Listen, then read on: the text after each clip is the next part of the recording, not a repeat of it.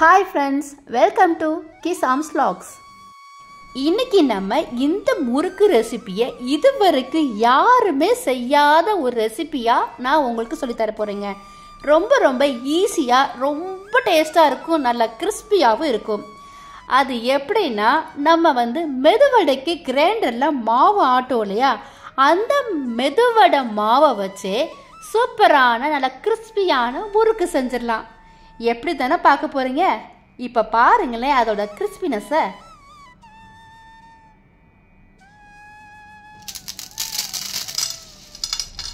கேட்டதா? இந்த அளவுக்கு நல்ல கிறிஸ்பியாகவும் இருக்கும், டேஸ்ட்டும் சூப்பரா இருக்குங்க. வாங்க இந்த வித்தியாசமான முறுக்கை எப்படி செய்யலான்றத வீடியோக்குள்ள போய் தெரிஞ்சுக்கலாமா? ஃபர்ஸ்ட் நம்ம உளுந்தை ஊற வைக்க போறோம். நான் இன்னைக்கு நம்மளுடைய மெஷர்மெண்ட் கப்பு இருக்கு இல்லையா, 1/2 கப்பு, அதுக்கு 1 கப்பு அளவுக்கு உளுந்து எடுத்துருக்கேங்க. நல்லா வாஷ் பண்ணி 1 மணி நேரம் ஊற வச்சு மெதுவடைக்கு எப்படி நீங்கள் ஆட்டுவீங்களோ கிரைண்டரில் இந்த மாதிரி ஆட்டி எடுத்து வச்சுக்கோங்க. இப்போ இந்த மாவை நான் ஒரு பெரிய பவுலில் மாற்றிக்கிறேன். இது எல்லாத்தையும் நம்ம சேர்த்துட்டு இதில் நம்ம பச்சரிசி மாவு சேர்க்க போகிறோம். இன்றைக்கி நான் வீட்டிலையே ரெடி பண்ண பச்சரிசி மாவை தான் சேர்க்க போகிறேங்க. 2 கப்பு அளவுக்கு இந்த மாவை நம்ம சலிச்சு சேர்த்துக்கணும். வீட்டில் எப்படி பச்சரிசி மாவு ரெடி பண்ணலான்ற வீடியோ கூட நம்ம சேனலில் ஆல்ரெடி நான் அப்லோட் பண்ணியிருக்கேன். அந்த லிங்க்கை டிஸ்கிரிப்ஷன் பாக்ஸில் உங்களுக்கு தரேங்க.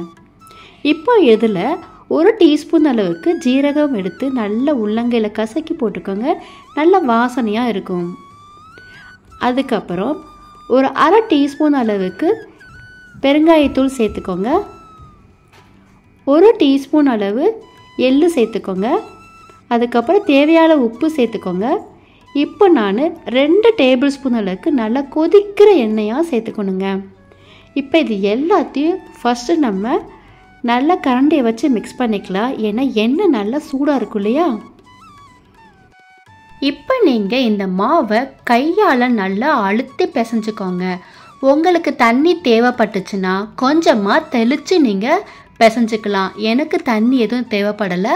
நம்ம அரைச்ச அந்த உளுந்த மாவோட பச்சரிசி மாவு சேர்த்து நம்ம அழுத்தி பிசைஞ்சாலே எனக்கு சரியாக இருந்தது. பத்தாமல் போச்சுன்னா தண்ணி சேர்த்துக்கலாம், ஒன்றும் பிரச்சனை கிடையாதுங்க.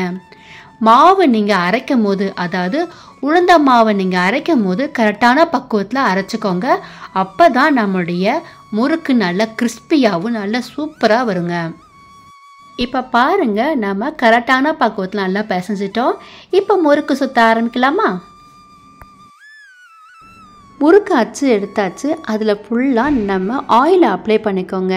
நான் இன்றைக்கி இந்த முறுக்கு அச்சு தான் எடுத்திருக்கேன். நீங்கள் உங்களுக்கு பிடிச்ச மாதிரி இந்த 3 ஹோல் இருக்கிற மாதிரி அச்சு கூட நீங்கள் எடுத்துக்கலாம். இப்போது இந்த முறுக்கு மாவை நான் இந்த உலக்கில் ஃபுல்லாக நான் ஃபில் பண்ணிக்கிறேங்க.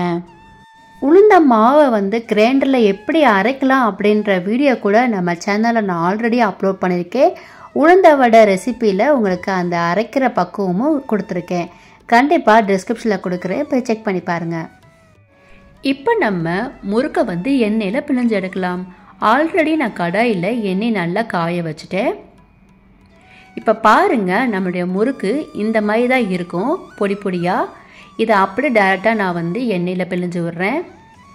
உங்களுக்கு ரொம்ப சூடாக இருக்கும், டேரெக்டாக எண்ணெயில் பிழிஞ்சு விடுறேன்னா நீங்கள் ஒரு சின்ன பிளேட்லேயோ இல்லைனா கரண்டிலேயோ நீங்கள் நல்லா பிழிஞ்சிட்டு அதுக்கப்புறம் நீங்கள் எண்ணெயில் போட்டுக்கலாங்க. இப்போ பார்க்குறீங்களா, அதே மாதிரி நல்லா பபுள்ஸ் நிறையா வரும். அதுக்கப்புறம் பார்த்தீங்கன்னா பபுள்ஸ் கொஞ்சம் அடங்கும். அந்த டைமில் நீங்கள் திருப்பி போட்டுக்கோங்க. இப்போ முக்கியமாக நம்ம ஃப்ளேமை மீடியமாக வைக்கணுங்க. அப்போ தான் நம்மளுடைய முறுக்கு நல்லா கிறிஸ்பியாக நல்லா டேஸ்ட்டாக வரும். இதே மாதிரி நீங்கள் அப்பப்போ திருப்பி போட்டிங்கன்னா உங்களுடைய முறுக்கு நல்லா பொன்னிறமாக வரும்போது இதை நீங்கள் எடுத்துடலாங்க. அவ்வளோதாங்க நம்ம முறுக்கோட ரெசிபி. கண்டிப்பாக இந்த மெதுவடை மாவில் செஞ்ச முறுக்கை நீங்களும் செஞ்சு பாருங்கள். செஞ்சு பார்த்துட்டு உங்களுடைய கமெண்ட்ஸை எங்களுக்கு சொல்லுங்கள். அப்படியே எங்களுடைய கிசாம் சேனலையும் லைக் பண்ணுங்கள், ஷேர் பண்ணுங்கள், சப்ஸ்கிரைப் பண்ணுங்கள். மறக்காமல் அந்த பெல் ஐக்கானையும் கிளிக் பண்ணிடுங்க. தேங்க்ஸ் ஃபார் வாட்சிங்.